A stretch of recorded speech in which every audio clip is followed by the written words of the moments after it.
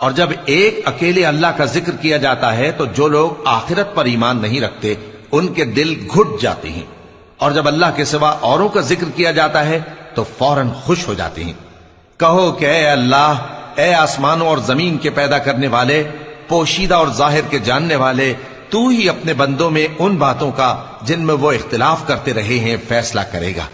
اور اگر ظالموں کے پاس وہ سب مال و متاع ہو جو زمین میں ہے اور اس کے ساتھ اسی قدر اور ہو تو قیامت کے روز برے عذاب سے رہائی پانے کے بدلے میں دے ڈالیں، اور ان پر اللہ کی طرف سے وہ امر ظاہر ہو جائے گا جس کا ان کو خیال بھی نہ تھا، اور ان کے اعمال کی برائیاں ان پر ظاہر ہو جائیں گی، اور جس عذاب کی وہ ہنسی اڑاتے تھے وہ ان کو آ گھیرے